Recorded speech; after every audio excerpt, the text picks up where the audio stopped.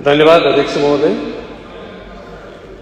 माननीय राज्यपाल के अभिभाषण पर वक्तव्य रखने से पहले मैं सदन को एक खुश खबर देना चाहता हूं और ये खुश खबर मैं राज्यपाल के अभिभाषण के साथ जोड़कर ही दे रहा हूं। दार्जिलिंग पहाड़ियों के छोटे चाय उत्पादकों के एक समूह ने 4,33,000 रुपया प्रति किलोग्राम से अधिक कीमत पर चाय बेचकर एक नया रिकॉर्ड, विश्व रिकॉर्ड इस बार स्थापित किया है।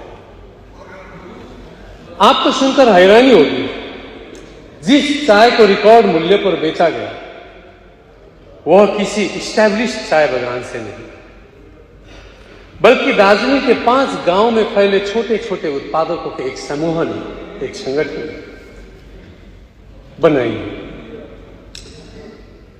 अब इसके अलावा आपको जानकर हैरानी होगी कि चाय सबसे महंगा फर्स्ट क्लास होता है। ये चाय जो 4,33,000 रुपया प्रति किलो बिका, ये फर्स्ट क्लास भी नहीं है, ये मानसून का चाय है, मानसून का चाय।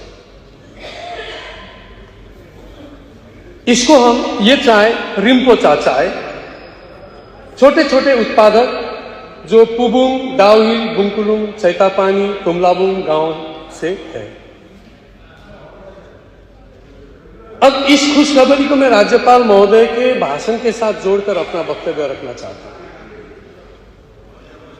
राज्यपाल महोदय के अभिभाषण पुस्तिका में चौथे परिच्छेद पर एक बेंगल बिजनेस समिट का लंबा चौड़ा जिक्र है, पर इसी समिट में प्लेनरी सेशन पर राज्य के मुख्यमंत्री ने चाय बागान के 30% जमीन दूसरे उद्योग को देने का ऐलान किया। इस बात का जिक्र राज्यपाल के अभिभाषण पर छुपाया गया है। इसी पर मेरा आपत्ति जताते हुए मैं इस इश्यू को यहां पेश करना चाहता हूं।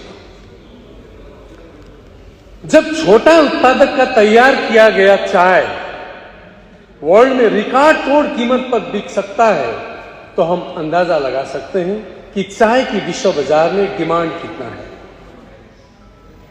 लेकिन यह हम चाय बागान की 30% जमीन दूसरे उद्योग को देना चाहते हैं। मुझे लगता है सरकार को कोई गुमराह कर रहा होगा।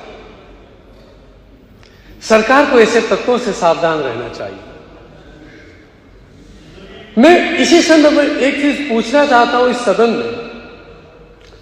सरकार की नोटिफिकेशन संख्या 3076 LP/1A-04/23, जिसका title scheme for distribution homestead pattas among landless garden labourers in north Bengal है, क्या अब भी यह जीटीए क्षेत्र में लागू है?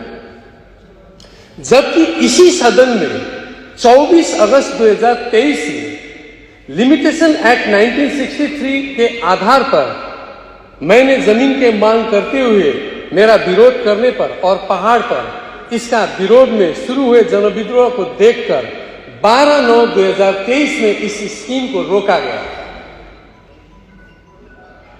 अगर यह लागू है तो सरकार को इस सदन में स्पष्ट करना चाहिए, दार्जिलिंग और कालिम्पोंग जिलों के चाय बागानों में सरप्लस या अनयूटिलाइज्ड भूमि की पहचान और सर्वेक्षण कार्य के पुनरारंभ के बाद यहां के चाय बागान श्रमिक और लॉन्ग टर्म ऑक्युपेंट्स को कितनी भूमि दी जाए,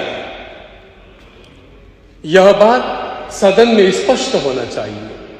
इतनी बड़ी इश्यू सदन से बाहर ही निपटारा करना चाहती है सरकार, क्यों? मैंने इससे पहले भी कहा है सदन में, इस इश्यू को आप सदन पर ले आइए, हम इस पर चर्चा करें।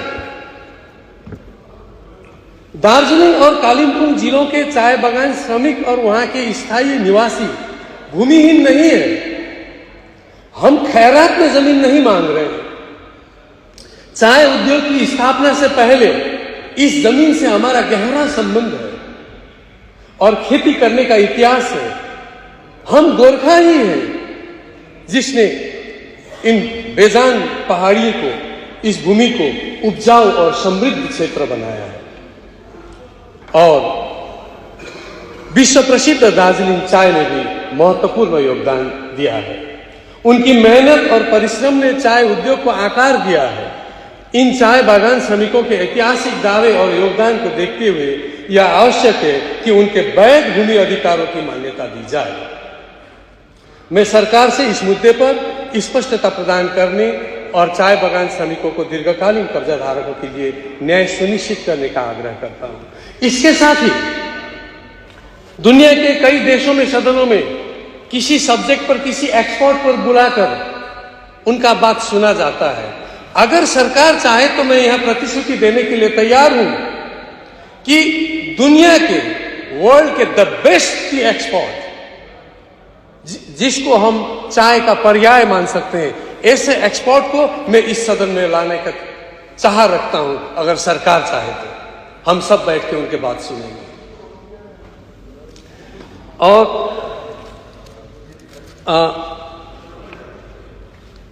इसी तरह राज्यपाल के अभिभाषण पर अनुच्छेद 5 पर एक कहा गया है कि राज्य में कानून और व्यवस्था शांतिपूर्ण रही। यह पूरी तरह से मानने के लिए मैं तैयार नहीं हूं, क्योंकि जिस राज्य में विधायक स्वयं सुरक्षित नहीं है, वहां नागरिक कैसे सुरक्षित हो सकते?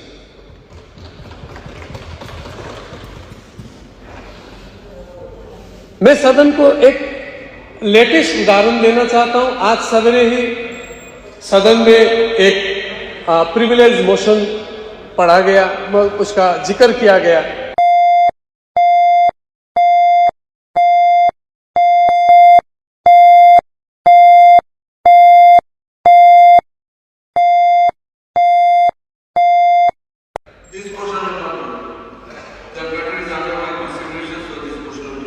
ठीक है, मैं उनका नाम नहीं ले रहा हूं, लेकिन इस इशू को लेकर वहां पर एक जातीय तनाव फैला हुआ है, उसका तो जिक्र कर सकता हूं। और जिसके नाम पर अभी तक ये 10-15 दिनों के अंदर 10 से 12 एफआईआर हो चुका है। दार्जिलिंग जिले में, सिक्किम राज्य में, पूरा एक आदमी के ऊपर, जिसके ऊपर मैंने मोशन लाना चाहा था। मैं उस पोर्शन का मैं जिक्र नहीं कर रहा हूं। और उससे जिस तरह का बयानबाजी वीडियो में निरंतर दे रहा है, एक जातीय दंगा, एक विभेद। मैं खुद गोरखा जाति में खस समूह से हूं और खसों को विदेशी ब्राह्मण कहा जा रहा है। इतना एफआईआर हुआ है, उसको अभी तक पकड़ा नहीं गया, तो कैसे लॉ एंड ऑर्डर को मैं विश्वास करूं? ये मेरे जाति के ऊपर लगा ये बात। और दूसरी बात, मैं होमस्टे पट्टा पर एक छोटी सी बात कहकर अपना बात रखना चाहता हूं। राज्यपाल के भाषण के अनुच्छेद 5 पर 5322 होमस्टे के साथ राज्य द्वारा देश में लैंड लीडिंग रैंक बनाने का जिक्र किया गया है। मैं सिर्फ सरकार को एक अनुरोध करना चाहूंगा, होमस्टे को होमस्टे रखिए, क्योंकि अब ये होमस्टे बिजनेस स्टे बन गया है। ये छोटी सी बात, क्योंकि होमस्टे तो वहां जो रह रहे हैं वो लोग अपना 2 कमरा देके लोगों को रखने का प्रावधान होमस्टे, लेकिन वहां के घरों को भाड़ा में लेके बाहर से लोग जाके पूरा चला रहे हैं, वो बिजनेस स्टे हो गया। इसको कृपया आप बिजनेस स्टे से होमस्टे में कन्वर्ट कर दीजिएगा। धन्यवाद।